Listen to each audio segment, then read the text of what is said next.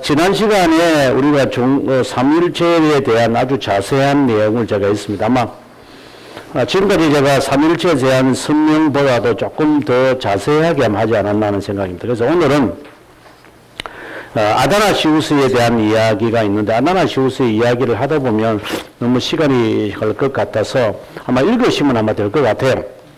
아다나시우스 330페이지에 보면 아다나시우스의 별명이 뭐냐라고 했을 때 세상이 감당할 수 없는 분이다. 아다나시우스 콘트라 문둠, 세상에 대한 아다나시우스, 이렇게 직역하면 그렇습니다. 이 말은 우리가 여기서 지금 우리가 아다나시우스만이 아니라 지금 이제 삼위일체를 정통을 고수했던 분들, 아다나시우스만이 아니고 지금 계속해서 보면 아다나시우스, 그 다음에 힐러리의 보에티아누스의 힐러리라는 사람이 나오거든요. 힐라리우스. 이 사람은 서방교회의 아다나시우스라고 불립니다. 이 삼위일체고. 이 아다나시우스는 삼위일체를 이제 고수하면서 어려움을 당한 분이죠. 제가 하는 말은 42년간 이분이 목회하는 중에서 26년을 추방 생활을 하신 분이다. 그것도 6차례. 이런 이야기가 있습니다. 물론 힐라리우스 보에티아르도 추방을 당합니다. 그렇다면 우리가 여기서 325년에 정통 신앙, 정통 니케아 신앙이 확립이 되어도 정통 신앙을 가진 사람들은 극소수에 불과했다는 것을 아셔야 됩니다. 절대적인 다수와 황제까지도, 심지어 황제들까지도 다 기독교의 종교의 자유를 허락했지만 황제들까지도 아리오스 파에 빠져 있었다. 왜 그랬을까를 이 삼위일체를 그냥 단순히 이론으로 보지 말고 그 상황을 이해하셔야 됩니다. 왜 황제들까지, 그리고 당시에 325년에 우리가 325년에 니케아 종교회의를 할 때 318명, 어떤 사람은 300명, 어떤 사람은 200명 이렇게 있습니다만은, 이런 것이 혼돈스러운 것은 그게 정확한 기록이 없기 때문입니다. 그래서 기록이 없어서 정확하게 몇 명이 모이는 건 모릅니다. 그러나 거기서 결정난 것은 분명합니다. 아다나시우스를 따르는 사람들이 처음에는 3분의 1밖에 없었지만 나중에 투표를 해보니까 아리오스를 22명만 지지하고 나머지는 다 아다나시우스를 따랐다, 이게 되거든요. 그러면 당시에 니케아가 세 종류 부류가 있었는데, 하나는 아다나시우스와 같은 니케아 정통 삼위일체를 주장하는 사람이 있었고, 그 다음에는 유세비우스라는 사람이 있었습니다. 유세비우스는 어떤 사람이냐면 초대교회사를 최초로 쓴 사람 유세비우스를 하고 사람이 헷갈리는데, 이거는 그 사람은 아닙니다. 그래서 이 사람은 니코메디아의 사람입니다. 니코메디아. 유세비우스가 여기에 속하긴 사실이죠. 그래서 유세비우스도 니코메디아의 유세비우스를 따릅니다. 그래 사람들이 헷갈리는 거죠. 이거 유세비우스 누구고 또 여기는 유세비우스 누구냐 하는데, 똑같은 사람은 아니고 이 사람은 니코메디아이고, 그 다음에 한 사람은 우리가 아는 카이사리아의 유세비우스입니다. 이 사람은 이제 교회사를 쓴 사람이죠. 교회사. 이 사람의 책이 번역되어 있죠. 자, 니코메디아의 유세비우스를 따르는 사람들이 이 사람을 따르는 이유가 뭐냐면, 이 사람이 중립적 위치에 있었습니다. 중립적. 그러니까 아다나시우스 편도 아니고 아리오스, 그 다음에 아리오스거든요. 아리오스 편도 아닌 중립에 있는 사람이, 이 부류가 이쪽으로 넘어가고 아리오스를 따르는 사람도 이쪽으로 넘어갑니다. 당시에 22명, 이 당시에 한 3분의 1씩 있었는데 투표를 했을 때 22명만 사실상 아리우스를 따르고 나머지는 다 그 300명 가량은 아다나시우스를 따라서 니케아 정통 신앙이 이제 정립이 되었습니다. 그리고 난 다음에 그러면 문제가 없습니까? 문제가 있는 거죠. 이제 그래서 우리가 역사를 중요하게 봐야만 합니다. 아리우스가 이다로로 정죄를 받고 난 다음에 이단자들 여러분 가만히 한번 보십시오. 이단자들만이 아니라 신앙이 거듭된 자들의 공통성은요. 이 사람들은 세속적 방법을 씁니다. 제가 늘 이런 이야기합니다. 교회에서 세속적 방법을 쓰는 사람들이 저 사람들이 수주성이 있는가? 저는 없다고 봅니다. 지금 제가 교회에서 무슨 문제가 일어났을 때 교회 안에서 해결하지 아니하고 다른 문제를 자꾸 다른데 법적으로 한번 가볼까 막 명예훼손을 할까 뭐 이런 식으로 하면서 교회에서 이렇게 나서는 교회가 문제가 생기면 항상 나서는 그런 사람들이 있습니다. 저는 그 사람들을 정상으로 보지 않습니다. 이단들의 특징입니다. 교인이면서 세속적 방법을 항상 쓰는 그 사람들을 경계해야 됩니다. 아리우스가 그러면 어떻게 했느냐 보시면, 자, 아리우스가 이단으로 정죄를 받으니까 기분이 얼마나 나쁘겠어요. 그래서 유세비우스를 찾아갑니다. 니코메디아의 유세비우스는 어떤 사람이냐면 이 사람이 막강한 정치력을 갖고 있는 사람이었는데, 심지어 콘스탄티아, 그의 여동생이 콘스탄티아거든요.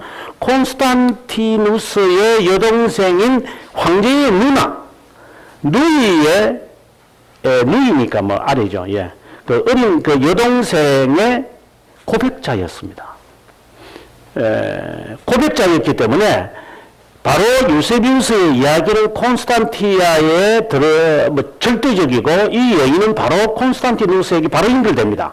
그래서 이 아리우스가 유세비우스를 찾아가서 자신의 억울함을 이야기를 하고, 그리고 콘스탄티아는 콘스탄티누스에게 이야기를 해서 이제 콘스탄티누스로 하여금 아다나시우스를 추방을 시키도록 만들어냅니다. 그냥 하면은 추방이 안 되니까 어떻게 하느냐 하면은 거짓을 말하죠. 이 사람이 당신이 보내오는 그 물건들을 가로채는 사람입니다 라는 쪽으로 해서 세상적인 이야기를 함으로 아다나시우스를 음모했고, 그 음모로 인하여 아다나시우스는 추방을 당한다. 자, 그렇다면 이단들의 세력은요, 이 세속의 권력을 굉장히 장악합니다. 제가 늘 하는 말이면 지금 학계도 그렇고 우리 신학계도 그렇고 모든 그 학회에서 주름을 잡는 사람들은 거의 다 대부분이 자유주의 계통의 사람들입니다. 이 사람들이 거의 다 학회를 다 장악하고 있고, 그들이 학술진흥청에 이제 학회라 해도 이제 국가에서 인정하는 학회가 있고, 그냥 우리가 자발적으로 만든 학회가 있는데, 자기들이 그 장악하고 있는 건 다 자유주의자들, 지금 기장측 애들이 다 장악하고 있어요. 그 다음에 이제 우리가 학점은행제를 하는데, 학점은행제 과목을 누가 만들었느냐? 기장측 애들이 다 만들었어요. 그래서 우리가 예를 들어서 지금 이제 뒤늦게 평생교육원을 시작을 해서 과목 하나 만들자 하면은 이 애들이 거기에 위원이에요. 이 애들이. 그러니까 그들이 뭐 하면 우리는 못하는 거예요. 아주 기장 같은 이런 애들은요, 이 기독교를 가정하는 애들이기 때문에 굉장히 머리들이 잘 돌아갑니다. 그래서 지금 보면 이 국가와 관련된 그 중간다리 역할은 거기다가 누가 하느냐? 이 자유계통에 있는 애들이 다 하고 있는 겁니다. 그래서 이제 정통 사상을 지니고 있는 우리들은 그런데 별 관심이 없으니까 우리끼리 그냥 학회를 하고 발표하고 뭐 이런 데 하다 보니까 어느 날 갑자기 뭐 대학교가 되어가지고 국가 교수들 평점하기 위해서는 할 수 없이 등록된 학교에 가야 되려니까 그 사람들이 허락을 안 하죠. 우리 허락이 안 되는 거야. 아, 정말 그런 걸 보면서 지금 그냥 가가지고 그냥 국밥 한 거 주고 싶은 마음이 들도, 국밥 주면 또 명예훼손죄로 또 고발당하니까. 그런 거지. 그래서 제가 이걸 보니까, 이해는 된다. 그래. 아다나시우스처럼 추방당하면 되지. 뭐 그런 거. 예.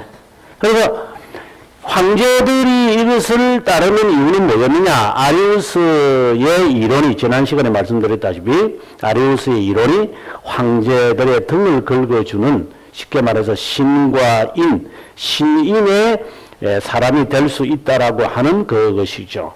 뭐 솔직히 우리가 그 철학자들 한번 보십시오. 철학자들이 하는 말들이 다 아리우스의 이야기와 같은 사람들입니다. 단순히 이것은 이론으로 신학적 이론으로만 봐서는 안 됩니다. 여러분, 이게 그 철학을 공부해 보면요, 거의 다 이런 애들이 다 이 아리우스와 뭐 펠라기우스 그리고 단승론 뭐 네스토리우스 이런 애들은 다 제가 볼 때는 이단이 나기 전에 이미 이 애들은 교회를 무너뜨리려고 작정을 한 철학가들이에요. 그래서 모든 이론들을 인간 중심으로 다 중심으로 했기 때문에 교회의 기독교의 진리를 파괴하려고 하니까 이들은 수단과 방법을 가리질 않죠. 이들은요. 네. 우리가 그 17세기 종교개혁자들, 청교도들이 항상 한참 활동하고 있을 때, 여러분이 잘 아시는 스피노자라고 하는 사람, 이 사람이 1677년에 죽거든요. 그러니까 청교도들이 한참 활동하고 있을 때입니다. 찰스 2세가. 그럼 스피노자가 이 친구가 우리가 아다시피 바흐 스피노자라고 해서 얘가 출신은 자기 배경은 유대인이고 자기가 고향은 이제 암스테르담이고 네덜란드 출신이죠. 이 사람은 뭐 철학가들 가운데서는 뭐 가장 그 천재 가운데 한 명이다라고 이야기를 하는 사람이고 이 사람이 당시 에티카라고 하는 책을 쓰지 않았습니까? 에티카. 이건 뭐 이 책을 읽어가지고 기독교인들이 그러죠. 철학가들 그래요. 한국에 있는 철학자들을 보시면 이 책을 읽으면은 기독교인들 거의 다가 무신론으로 바뀔 거다. 이런 말을 해요. 이 스피노자의 글을 읽으면. 그 사람이 읽는 이야기가 바로 나중에 이제 자르스트라는 이렇게 말했다라고 하는 니체에게 직접적으로 영향을 주는 것이지만 이 사람이 무신론을 그때 당시에 보세요. 종교개혁이 일어난 지 150년도 안 된 그 시기에 청교도들이 한창 활동하고 있고 네덜란드에서 개혁파들이 활동하고 있는 그 시기에 이 사람이 이 에티카라는 책을 써서 인간이 하나님이다. 인간이 하나님이라고 하는 거야. 인간이 하나님. 아다는 아리우스의 사상하고 거의 같습니다, 이게. 그래서 인간이 하나님을 만든 것이고 인간의 필요에 의해서 하나님이 존재하는 거지. 물론 거기서 말하는 하나님이라는 게 유대인의 하나님이 이 사람이 이제 유대인이었으니까 물론 기독교 하나님도 마찬가지라는 게 이 사람.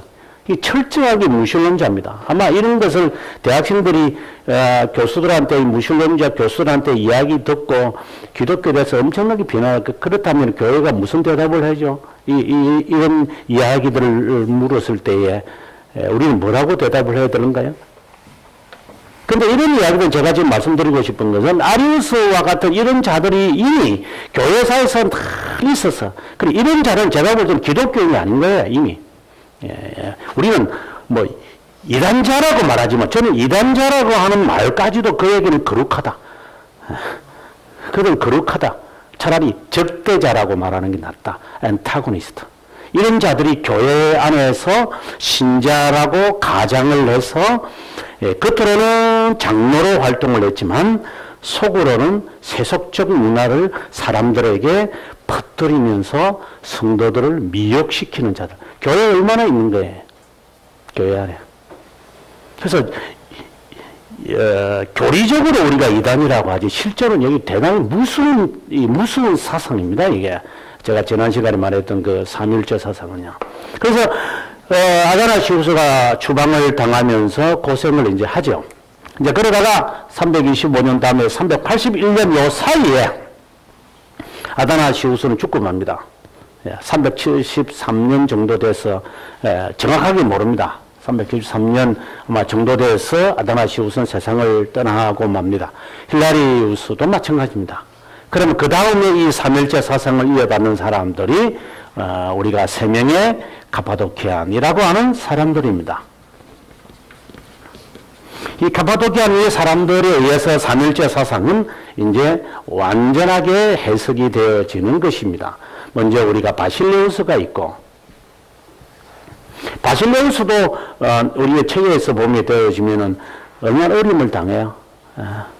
그래서 정통 사상을 갖는 사람들이 계속해서 말씀드리지만 그렇게 많이 없습니다. 왜 그런가요? 할 때. 아니, 그게 사실이니까요. 그것을 이상하게 보시면 안 돼요.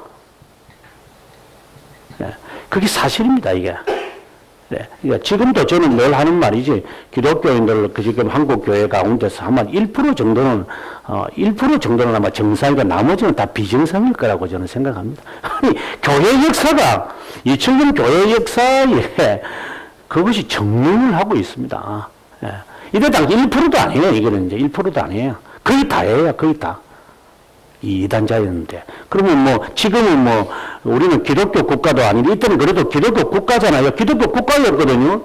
기독교 국가의 황제라고요. 이게 이단이잖아요. 그래서 정통 사상을 가지고 있는 사람들을 어렵게 계속해서 공격을 하는 거고, 아다시우스를 죽이려고까지 했지만 결국은 못 죽였습니다만은 이 사람들도 다 추방 생활을 하는 거거든요. 황제들에 의해서. 그 끝까지 살아남죠. 그게 이제 나치안 제노스가 끝까지 살아남아서 이 사람이 381년에 이제 종교회의를 이제 사회하면서 이제 니케아 종교회의에서 결정한 것을 이때 재확인을 하게 되어지고, 동시에 당시에 이제 아폴로나리스라고 하는 단성론자가 있었습니다. 이제 새로운 이단이 등장을 하는 거죠. 단성론자인 아폴로나리스. 이제 이게 이제 또 이제 교회사에서 또 위험의 모습이 등장하는 이단을 이 나치안 제노스가 이단자로 정죄해 버립니다. 이 종교에 의해서 봤을 때의 미래에 등장할 것을 예상을 하고 미리 이단으로 정죄를 하는 거죠. 물론 단성론 이단은 381년만이 아니고 431년과 451년까지도 계속해서 단성론이 70년 동안 계속해서 이것이 유지되어지는 것이 있기 때문에 대단히 중요한 이단자고, 저는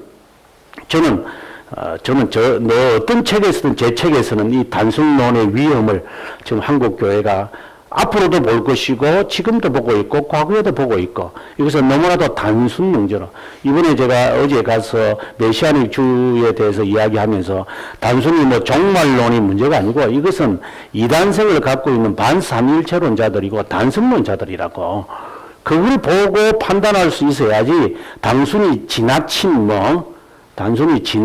이런 것들을 하는 사람이다, 그렇게 해서 넘어가야 하는 문제가 아닌 거죠. 이제 근데 그걸 깨달을 사람 몇 사람이 있겠어요? 제가 볼 때 깨달은 데가 생각하지 않아요.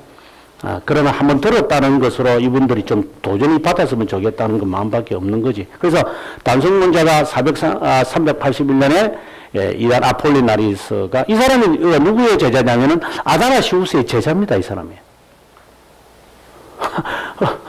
어떻게 이 제자가 등장합니다. 예수님 제자 가운데 12명 가운데서 그 3년 동안 가룟유다가 잘 먹고 잘 살다가 예수님 팔아먹는데, 그런 것에 신경 쓰지 마십시오. 어떻게 나 교수님 밑에서 공부한 제자가 이럴 수 있으면, 그런 거 있죠. 내가 예수님보다 더 낫나? 그래도 한 명이 아니고 예수님은 그래도 10%지만 우리 같으면 한 70%는 나쁜 사람을 만들어낼 수 있잖아요. 30% 정도에서 제대로 바뀌었으면 다행이죠. 우리 같은 사람이. 근데 아폴리나리스 이런 이단이 등장을 해서 경고를 했는데 계속해서 또 등장을 했을 때 이제 그 다음에 이제 이단으로 정제가 되죠. 아무튼 바실레오스, 그레고리오스, 누세스, 이분들을 자세하게 우리가 살피지는 않을 겁니다. 단순히 바로 넘어가야 됩니다. 시간이 없어서. 그래서 바실레오스 할 때 이 사람 앞에는 대자를 위대한이라고 하는 말을 붙이는 이유는 뭐냐? 삼위일체를 정통 삼위일체를 유지하는데 아다라시우스를 이어서 했다는 점이 하나. 그다음에 두 번째가 뭐냐면은 이 사람이 동방교회의 수도원 운동의 규율을 이 사람이 만듭니다. 이 규율이 어디로 가느냐면은 나중에 서방교회의 베네딕토에게 연결되어져서 베네딕토가 이 바실레우스가 만든 규율을 가지고 이 사람이 서방교회의 수도원 운동을 한다. 그런 의미로서 수도원 운동의 최초의 규율을 바실레우스가 썼다. 대단히 것이죠. 그러면 그 다음에 이 사람은 이분의 동생이잖아요. 그래서 그레고리오스 누세스는 이 사람의 동생인데 이분이 이 형과 함께 이제 그 수도원 운동을 하거든요. 수도원 운동을 한다고 해서 수도원으로 옮겨지는 것이 아니라 베네딕토는 수도원으로 옮겨져서 했지만 동방교회 사람들은 교회 자기가 목회를 하면서 수도원 운동을 했어요. 이게 다른 겁니다. 서방교회는 교회를 포기하고 기도원으로 가서 기도하는 것이었다면 이 사람들은 목회를 하면서 했다라고 하는 점이 다른 것이고, 그리고 이 사람들의 교율과 이분을 가르쳐서 이 동생을 가르쳐서 동방교회 수도원 운동의 아버지라고 이야기를 하거든요. 그러면 이분들이 처음에 만들었던 규율, 이 규율이 넘어가서 서방교회 베네딕토에게 영향을 끼쳐서 서방교회 수도원 운동을 만들었는데 이들이 처음에 수도원 운동을 할 때의 내용과 서방교회의 6세기에 넘어가서 베네딕토가 529년에 이제 베네딕토가 529년에 갑자기 기억이 안 나는데 그 수도원을 만들었던 무슨 찐콘가 그러는데 무슨 못하면 제가 까먹고 베네딕토가 그 세웠던 카시노, 죄송합니다. 카시노에서 수도원 운동을 시작할 때 이 규율하고요, 일본이 만들었던 바실레우스가 만든 규율하고 달라요. 어떻게 다르냐? 이제 그거 보시면은 이 서방교회가 얼마나 잘못되고 있다는 사실을 우리가 알 수가 있어요. 자, 수도원 운동의 핵심은 수도원 운동의 서방교회와 그리고 동방교회의 핵심이 있습니다. 서방교회의 핵심은 먼저 조명을 합니다. 조명이 아니고 정화를 합니다. 정화. 먼저 깨끗하게 돼야 됩니다. 그러고 난 다음에 조명을 하고 그 다음에 연합을 도모합니다. 이게 여러분 지금 관상기도 하는 사람들의 하나의 시작입니다. 이게 뿌리입니다. 뿌리. 그러나 동방교회는 전혀 다릅니다. 동방교회는 빛과 그 다음에 구름과 어두움이라고 이렇게 우리가 이야기할 수 있습니다. 보십시오.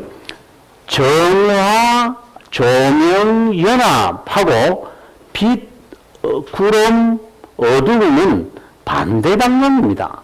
한번 보십시오, 여러분. 네. 그래서 저는 서방교회는 상승의 개념이고 동방교회는 하강의 개념이다. 이렇게 봅니다.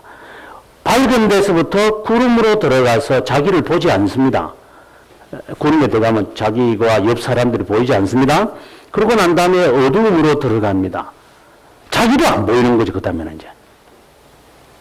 그래서 이것을 가지고 이제 나중에 이제 동방교회가 디벨롭이 되면은 이제 그 비아 네가티브라고 하는 말을 합니다.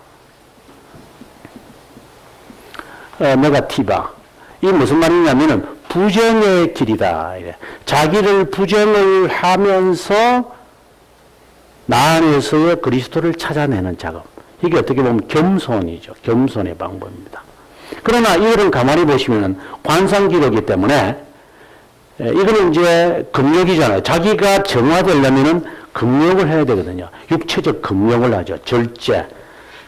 그리고 난 다음에 자기가 이렇게 빛을 보는 거죠. 쫙 무엇인가를 자기가 느끼기 시작합니다. 그리고 난 다음 하나님과의 내가 연합을 도모하는 이런 방법을 서방교회는 채택합니다. 여기서 가져갔지만 그들은 다른 신플라톤주의의 철학을 갖고 와서 그들은 이렇게 만들어버립니다. 그래서 서방교회, 다시 말해서 로만 카톨릭의 이 방법은 기독교가 아니라 제가 볼 때 수도운동, 수도사들 다 마찬가지예요. 누구야, 그 맨발의 사람이라고 이야기하는 가르멜 수도의 주도적인 십자가의 요한이라 그 다음에 시에나의 테레사의 아빌라의 테레사라 다 마찬가지다. 다 이거예요, 이게. 예. 이런 방법을 그들은 합니다. 이건 서방교회입니다. 그리고 이것은 어둠 속에 들어가서 마치 모세가 구름으로 들어갔고 그 다음에 하나님이 나타나시면서 자기가 죽은 자처럼 되어지는 모습하고 이건 모습하고 전혀 상반적인 모습으로 나타납니다. 그래서 우리가 바실레우스 이렇게 하면 수도원 운동의 규율을 최초로 만든 사람, 그 다음에 그의 동생 누시에스 이렇게 하면 수도원 운동, 동방교회 수도원 운동의 아버지. 그러면 서방교회 수도원 운동은 누구냐? 아버지 누구냐? 베네딕토. 이렇게 이제 보는 것이죠. 베네딕토도 규율을 만들었습니다. 예, 규율을 만듭니다. 이 사람도. 이 규율을 만들 때 여기서 갖고 오는 거죠. 그 시작 안에 있는 내용은 이렇지 않습니다. 안에 있는 이걸 읽어보면요. 이 사람들 제일 강조하는 게 침묵입니다. 침묵. 말하지 마라 이 말이죠. 침묵. 침묵. 모든 것에서 침묵. 말하지 않는. 그래서 수도사들을 말 안 하죠. 이 두건 떡 덮어쓰고 가만히 이 사람 웃지도 않고 이렇게 이렇게 사는 그 자기들의 룰이니까. 그 다음에는 절대적인 순종입니다. 이거는 철저합니다. 죽을 하면 그냥 죽는 신용을 할 정도로 멘토가 시키는 대로 그대로 하는. 여기 이제 성교회들을 보면은 되게 요래요. 제가 보면 성교회들을 보면은 야 너희들끼리 결혼해라면 예 알겠습니다. 이거 완전히 이거는 수도원 운동 애들 하는 것 같아. 결혼도 지 맘대로 못해요. 위에가 짝짓겨지면 이 자매가 좋고 이 형제가 좋은데 결혼을 하면 알겠습니다. 나는 그걸 제가 이야기를 듣고 이게 무슨 수도원 운동이 다시 재개하나 싶은 생각.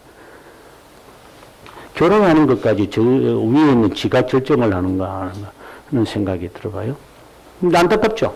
이런 말은 순종이지만 실제 보면 복종이죠. 복종 아니면 맹종. 예. 이런 것으로 나타나는 것. 이게 수도원 운동입니다. 그 다음에 이제 여기서 보면 금욕이 나오죠. 금욕.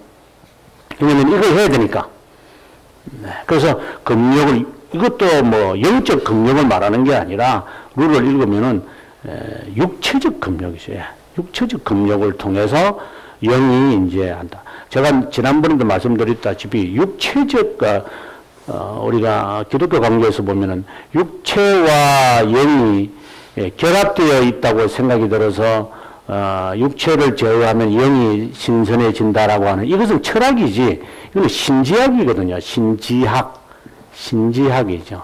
근현대 교회사에서 보면은 신지학만 나오는 게 아니라 신사상 또 신신학 신자가 막 등장합니다. 이게 현대 신학에 보면 너무 재밌는 이제 그림이 나타납니다만은 이건 신지학이지 이거는 철학이지 이거는 신앙이 아닙니다. 그래서 지금 성교회 애들이 지금 경건한 척 하면서 이제 훈련하는 애들이 그들의 그 항목이나 주제하는 내용들을 저는 이렇게 보면 이거는 철학이지 기독교 아닙니다. 일반 수도사들이 하고 있는 거 좀 수정시켜 가지고 하는 것에 불과하죠. 그래서 자기들은 그 기독교인 줄 알로 하겠죠. 제가 볼 때는 저는 기독교가 아니거든요. 네. 그러면 성당이 제가 보면 아주 우습게 최근에 어느 분이 신사동 운동을 하시는 분이 장로님 한 분이 그렇게 좀 설치고 그러잖아요. 그러니까 거기에 국제신대원에 계시는 김재성 교수가 하는 말이 신학교 가서 좀 공부 좀 하고 말 좀 하라고 이렇게 말을 그런 거 할 때는 좀 공부를 좀 하고 말을 하라고 그분이 그런 말을 하더라고. 내가 이게 말을 못 하겠다라요 자기가. 설교를 하는데 이게 말을 못해. 이 본문이 내용하고 전혀 다른 게 지한테 그냥 이렇게, 이 애가 돌아다니면서 사람들한테 돈을 끌고 모으는 사기꾼이다 보니까, 말을 아니, 신학을 했으면 저 신학을 규명할 텐데, 이게 신학도 공부 안 하니까 아무거나 이제 갖다 붙여가지고 막, 이거 나발나발 하니까, 이게 철학이지, 지가 느낀 철학이지 무슨 신학입니까, 이게?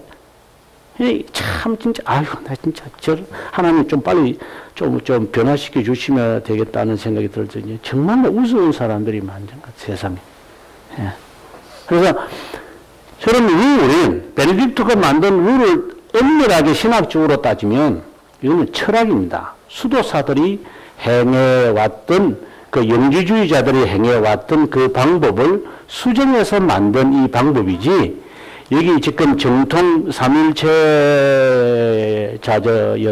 자들이었던 바실레우스와 그리고리오스 누세스와 같은 이런 분들이 만든 룰하고는 제가 그 박사과정 있는 친구들한테 이걸 한 학기 동안 제가 가르쳤거든요. 수도사들의 이런 수도원 운동을 제가 이게 처음 안토니우스부터 시작을 해서 이제 16세기까지 흐르는 이들의 모든 그 챕터를 다 분석을 했어요. 분석을 해보면서 결론이 뭐냐? 경악스럽습니다. 여러분 수도사들의 룰을 읽으시면요, 룰 공부를 그래도 시중에 나와 있으니까 룰 읽어보시면요, 여러분 경악스럽습니다. 수도사들이 이런 도둑놈들이었는가? 이런 것에 대해서 여러분 아마 경악을 금치 못할 겁니다. 이렇게 추잡했나 이런 애들이 이런 것이죠. 아니 그것도 자기들이 만든 룰인데 룰. 아니 우리가 뭐 탈이 내는 것도 아니고. 그러니까 이런 걸 보면 겉으로 수도사들이죠. 내막에 들어가면은 아이고 추접해요 저 사람들요. 여러분 이건 제가 그냥 농담을 하는 게 아니고 속지 마세요. 제발 좀 안 속고 사세요. 아이고 진짜. 좀 사람들이 속는 사람들이 많았어. 예. 돈 많으면 뭐 열심히 속던가 뭐. 아니면 뭐 지옥 갈 만한 저돌적인 사람 같으면 나 지옥 갈 거니까 속겠다면 그러면 열심히 속았어요. 그러면 그럼 뭐 하든 말든 나중 가서 뭐 지옥에 가가지고 뭐 내 혓바닥 뜨거우니까 뭐 좀 떨어뜨려 주세요 하면 그때 가서 뭐 후회하면 뭐 건너갈 수 있을란가? 뭐 아킬레스가 도와줄란가? 모르죠. 아무튼 이게 철학입니다, 철학. 그래서 굉장히 조심해야 될 부분들이 있습니다. 그래서 우리가 동방교회의 대표적인 세 사람을 둘 때의 특성을 지금 제가 말합니다. 그 다음에 나치안 제노스는 신학자라고 하는 별명을 갖고 있습니다. 예, 아까 제가 말씀드린 대로 이분이 381년에 주도를 하면서 정통 삼위일체를 결정을 한. 이제 이 두 분은 친구거든요. 바실레우스와 나치안 제노스는 친구입니다. 같이 철학을 배웠습니다. 이 사람들이 아테네 가가지고 이 세 분이 다 그렇습니다. 아테네 가서 이분들이 다 철학을 배웠습니다. 철학을 배워서 철학에 정통하게 되어졌고, 그러다가 이분 바실레우스나 그리고리오스 누세스의 그 누나였던 마크리나라고 하는 여성이 있습니다. 마크리나라고 하는 이 여성이 이 두 분에게 영향을 많이 끼쳐서 이들이 이제 철학에서 개정을 하게 되어졌고, 그리고 수도원 운동을 하면서 이런 삼위일체 사상의 챔피언으로 등장을 하고, 그 친구였던 이분도 나치안 제노스도 아테네에서 철학을 배웠다 보니까 어떻게 보면은 다른 것을 하는 사람이었지만 바실레우스의 간청에 의해서 이분도 이제 목회에 뛰어든다. 그래서 삼위일체론을 고수. 이분들의 삼위일체를 고수했다라고 하는 점이 첫 번째는 여기에 이제 말한 대로 381년에 주도를 했다는 것이 있고, 두 번째는 이분들이 지금 설명할 때 어제 제가 지난주에 설명을 하면서 이제 위라고 하는 말을 히포스타시스라고 하는 말로 이분들이 이제 말하게 된다는 것입니다. 그래서 위라고 하는 말을 정확하게 실제로 그전에는 위라고 하는 말을 지난번에 말씀드렸다시피 라틴어에서 페르소나라고 하는 말로 이해를 했기 때문에 그것이 늘 부족했죠. 그러나 이분 세 분이 이것을 히포스타시스라는 단어로 이분들이 해석을 합니다. 그래서 이것이 지금의 삼위일체 사상을 설명하는데 가장 정통적이고, 이 설명을 누가 그대로 갖고 가느냐 하면은 같은 시대에 살았던 어거스틴이 이들의 설명을 그대로 가지고 와서 본인이 삼위일체 설명을 할 때에 이것을 인용을 합니다. 그러면서 이들의 사상이 정통사상임을 이제 알게 되어지는 것이죠. 예. 자, 그러면 우리가 책에 있는 내용을 제가 아주 간략하게 있기 때문에 책에 있는 내용을 잠깐 한번 살피고 넘어가도록 하겠습니다. 1차, 2차, 3차 추방을 다 우리는 볼 수는 없고요. 341페이지에 아다나시우스가 정통이라는 사실은 어떻게 아느냐? 그가 만든 아타나시오스 신조가 정통 삼일체 사상의 신조가 됩니다. 지금 우리가 이것을 받아들입니다. 자, 여기 보면 아다나시오스 신조는 퀸쿰쿠이 볼트라 불리우는데, 이 말은 신조 첫 구절의 표현이 누구든지 구원을 받을 것이다. 이 말은 이제 이렇게 됩니다. 이것을 믿는 자는 누구든 구원을 받을 것이다. 그래서 매주 아침 기도 때 아다나시오스를 낭송했다. 이렇게 되어 있습니다. 교회사에서는. 그리고 로마 가톨릭 앵글리칸 일부 프로테스탄트는 이 신조를 네 가지 신조들 중에 하나로 여깁니다. 정확하게 누가 썼고 언제 작성했는지는 모르지만 5세기의 남부 프랑스에서 작성되었다고 느껴집니다. 아마 아르의 카에사리우스의 설교집에 소개되면서 이 아다나시우스가 쓴 것이 사람들에게 알려졌습니다. 그럼 내용이 뭐냐면 삼일체의 고백이다라고 되어 있습니다. 성부 하나님은 태어나지 않았고, 성자 하나님은 창조되지 않았고, 성부로부터 태어났고, 성령 하나님은 성부와 성자로부터 태어난 것이 아니라 나오신 것이다. 태어난 것이 아니라 나오신 것이다. 이것은 제가 지난번에 말씀드렸다시피 구별을 위한 것이다. 이 의미를 말하면 안 되죠. 구별하기 위해서, 그래서 우리가 생각하는 아버지로 예수 그리스도를 아버지, 그리고 예수 그리스도를 아들, 하나님을 아버지, 이렇게 생각하는 자들이 있기 때문에 그런 자들은 이단성을 갖는 거예요. 왜? 이것을 올바로 모르고 나름대로 이야기를 하니까. 여러분, 제가 지금 이 말을 하는 건, 여러분, 인터넷 선상에 뜨는 그 강의를 여러분, 아마 한 5분 정도만 딱 들으면요, 이게 판단이 나야 돼요. 이게. 이 사람은 지금 무지한 자구나. 그 박사들, 신학들은 그게 중요한 게 아니에요. 딱 설명할 때 딱 5분만 딱 들으면, 이 사람은 지금 개념을 모르는 사람이에요. 예를 들어서 그 털보 할아버지가 하는 이야기를 정말 제가 인류를 갖고 제가 지금 듣고 있는 사람이지만 제가 비판하기 위해서 듣는 거죠. 제가 그 사람 들어서 뭐 하겠어요. 근데 정말 무지한 할아버지예요. 이 사람이 하는 말은 세례의 칭의를 받았다 그러거든요. 세례의 칭의와 성화가 동시에 일어나고 우리가 구원을 얻게 되어졌다고 여러 번 말해요, 이 사람이. 한 번 말하면 사람들이 뭐라 되겠지만. 이건 정말 위험한, 이걸 로만 가톨릭이 하는 이 할아버지는 로만 가톨릭 같아, 내가 보니까. 근데 사람들은 그걸 판단하나요? 한국에 있는 목사들이. 그거 가지고 대부분 다 머리 대는 거 돈 내가지고 받아 먹었는데요. 모르는 거예요, 이게요. 그게 불과 한 3년 전이고. 그러니까 이게 얼마나 이 하나님의 말씀과 역사와 정통 신앙에 대해서 한국 교회가 얼마나 어둡다는 걸 이게 모르니까 이게 개념이 안 돼 있어, 개념.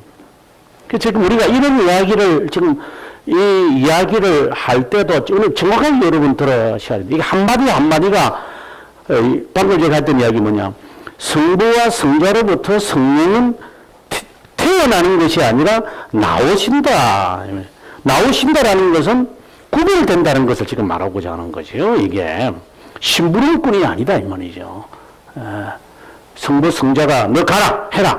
그럼 내가 가니까 성령이 오겠다.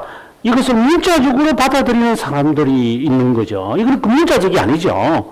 바로 하나님 당신을 지금 의미하는 거잖아요. 그분이 스스로가 지금 하는 이야기입니다. 그래서 너희가 잠시 후에 나를 볼 것이고 잠시 후에 내가 올 것이다.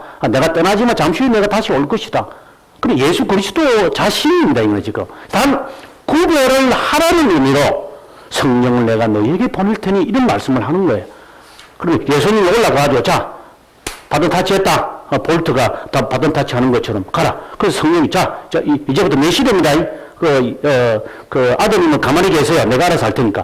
이런 식으로 세대주의자들이 하고 있는 말들을 여러분 설교나 이런 강의를 딱 뭐 5분도 안 걸려요. 제가 보니까.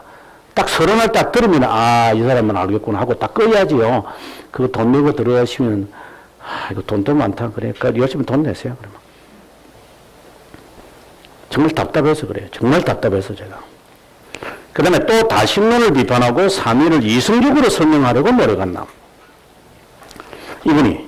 그 다음에 예수 그리스도에 관한 니케아 신조보다 자세하게 설명하고 있다. 뭐 이런 이야기 있습니다. 그 다음에 이제 넘어가서 그리고 니케아 신조에서 강하게 사용된 단어가 있는데 호모오시오스다. 이것은 우리가 아다시피 오리게네스가 사용한 단어이기도 하죠. 예. 그 다음에 콘스탄티노폴리스 범종교회의 이야기를 지금 하면서 여기 보시면 사역 342페이지 밑에 어떻게 개최되었습니까? 이렇게 이야기를 하면서 아리오스파의 이단성을 포기하고 니케아 정통신앙으로 되돌아왔는데 이의가 있습니다. 니케아와 콘스탄티노폴리스 이슈는 별 다르지 않습니다. 삼일체 이슈였습니다. 콘스탄티노폴리스 범종교회에 약 186명. 그리고 서방교회에서는 한 명도 참석 안 했어요. 동방교회만 다 참석했어요. 처음에는 안티오키아의 감독 멜레티우스가 이 종교회의 사회였지만 반대가 있기 때문에 아까 말씀드린 대로 좀 더 내려가시면 그리고리오스 나치안제노스가 사회자로 선출되어서 그 다음에 이어서 넥타리우스가 사회를 보면서 이제 정통 삼일체로 되돌리게 되었다. 이렇게 되어 있습니다. 어떤 것들이 결정되어졌느냐? 저 밑에 보시면 첫 번째 사항은 니케아 범종교회의 결정했던 동일 본질을 확인했고 아리오스주의를 이단으로 정죄했고 그 다음에 삼일체의 세 윗격들이 구별나고 이 말 정말 중요한 말입니다. 세 윗격들이 구별난다. 칼빈도 계속해서 한 말이 구분이라는 말을 쓰지 마라. 구별이다. 구분이라는 말을 쓰는 순간 그 사람은 이단자입니다. 삼위하에 하나님을 구분하는 사람들이니까. 구별을 하며 제1격의 성신에서 신적 로고스가 성부와 동일 본질이심을 자세히 성경서를 써서 발표했습니다. 다른 사항은 아리오스주의와 관련있는 마케도니우스와 그 추종자들이 정죄하면서 성령이 실제로 하나님이심을 확정했습니다. 라우디게아 감독 아폴리나리스, 이거 단성론자죠. 단성론자를 이제 정죄하게 됩니다. 그 내용이 이제 원본을 밑에 잠깐 제가 번역을 해놨습니다.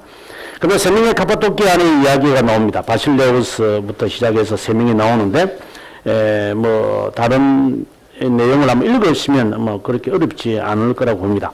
347페이지 가보게 되어지면은 바실레우스 밑에 부분에 수도원 운동에 큰 영향을 끼친다고 말씀하셨는데 혹시 그가 작성한 규율 때문입니까? 어떻게 알았지요? 그렇다면 그것을 직접 맛볼 수 없을까요? 예, 여기서는 좀 그렇고 나중에 설명하겠습니다. 뭐 이렇게 했죠. 제가. 예. 그 다음에 뭐 349페이지 가면은 바실레우스의 정통 신앙을 지키는 그 직면한 일화를 제가 소개하고 있습니다. 이 보시면 당시에 그 황제 율리아누스는 배교자 율리아누스고 그리고 그 다음에 황제 발렌스 역시 아리오스파를 지지하고 니케아 정통 신앙인을 핍박했다. 제가 계속 말씀을 드립니다. 정통 신앙인은 정치적으로 압박을 받았다. 그래서 정말 초대교회라도 정통 신앙인을 가진 사람은 별로 없었다. 이렇게 보셔야 됩니다. 뭐 초대교회로 돌아가자는데 어디로 돌아가자는지는 모르겠어요. 아무튼. 자, 그래서 반삼일체론자였던 모데스투스라고 하는 사람이 이제 바실레오스를 불러서 삼위일체를 포기하라고 이야기를 합니다. 그때 하는 말이면 내 주권자가 섬기는 종교를 존경하지 않는다면 다른 모든 사람이 어떻게 그것에 굴복하겠느냐? 바실레오스가 진짜 나의 주권자의 뜻이 아닙니다.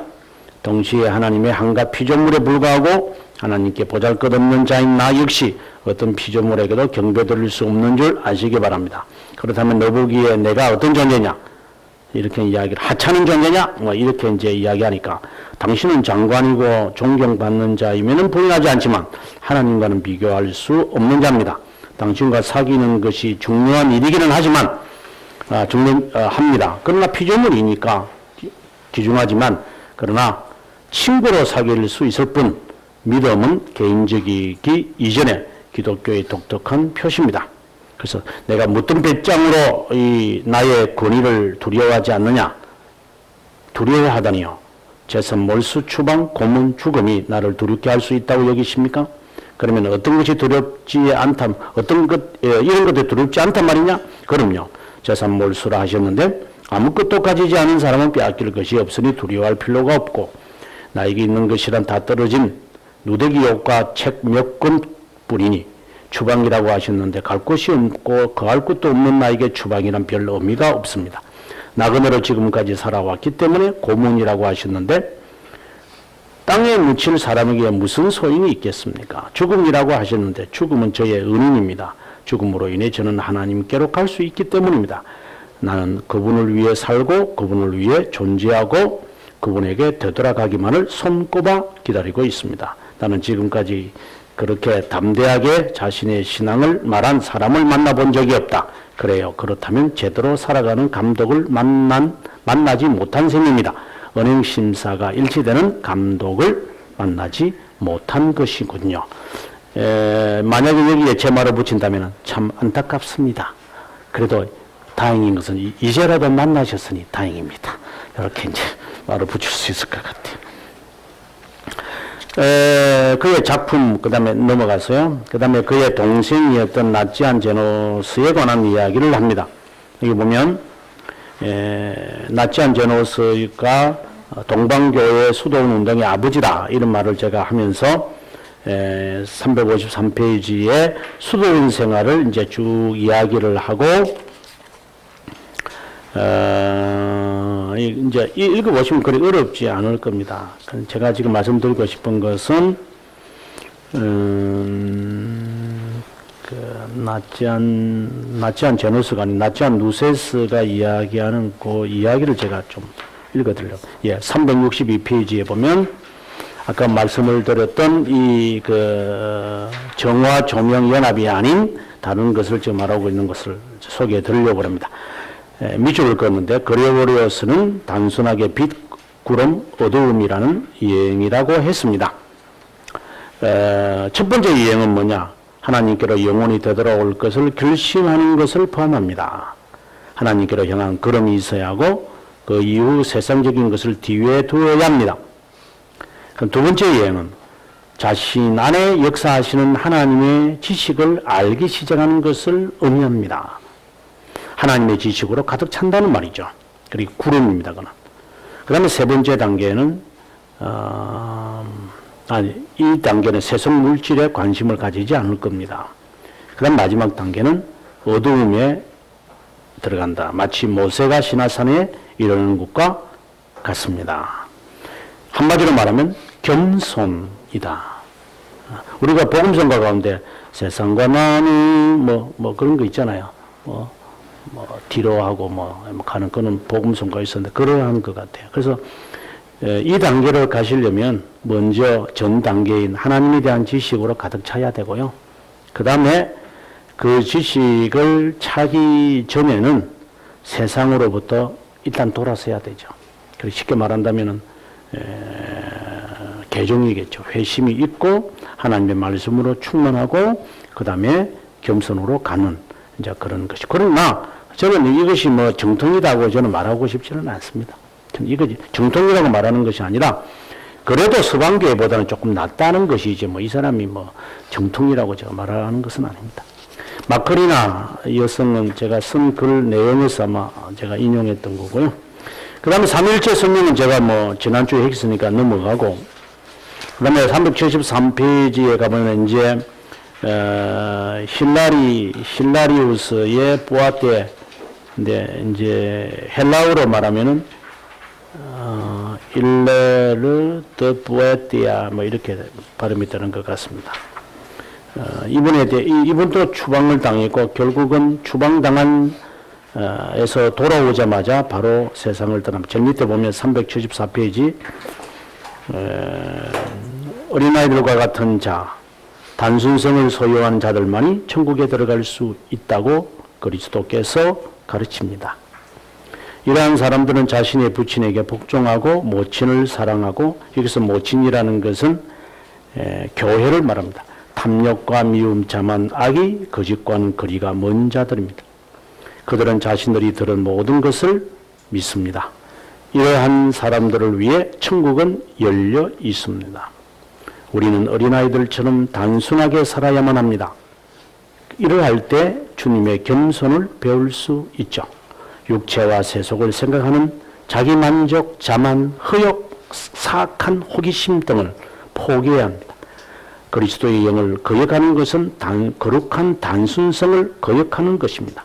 참된 지혜는 도마가 말한 것처럼 모든 덕행이 어우러져 나타나는 것으로 순환의 그림자들로부터 자유롭게 됩니다. 단순성은 기독교 신중성의 어머니다. 그 리차드 포스터가 쓴 저는 대학교 시절에 이게 리차드 포스터가 쓴 책을 정말 번역경은 다 읽은 것 같아요. 지금은 제가 후회합니다. 그때는 뭐 가르쳐 준 사람이 없어가지고 혼자 찾아다니다가 이제 이 사람 케이크 교도였기 때문에.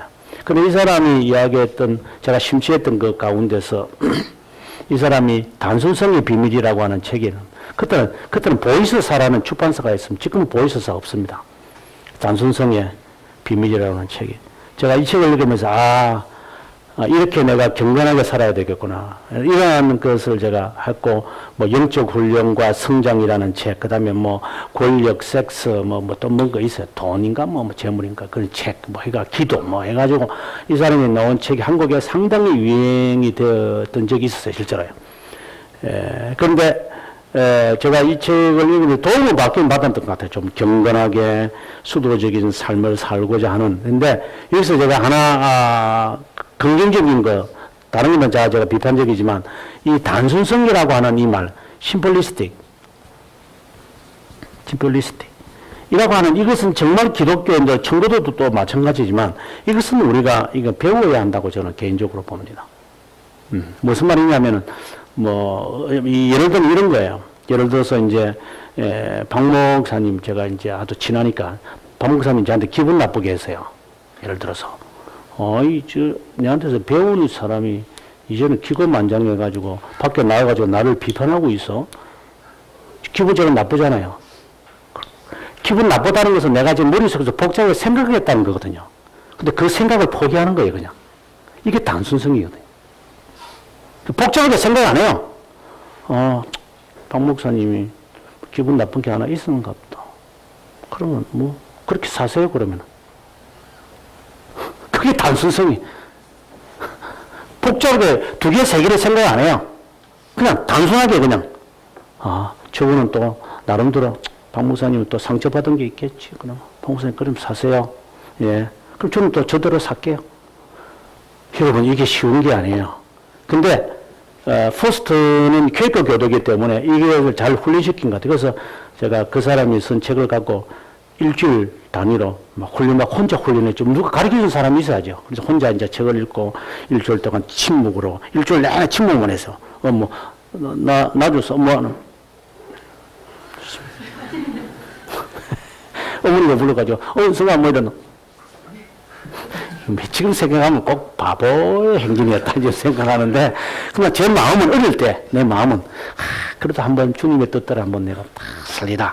이러한 마음은 있었던 것 같아요. 지금 생각하면 웃었는데, 그때 당시는 저는 심각했죠.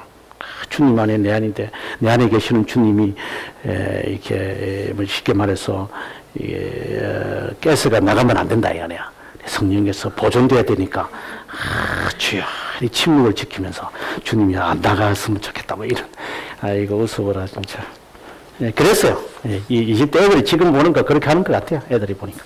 자, 이거 이렇게 이야기 하다가 보니까 기독론 못했네. 이 다음 시간에 기독론 해야 되는데. 이거 큰일 났네, 이거.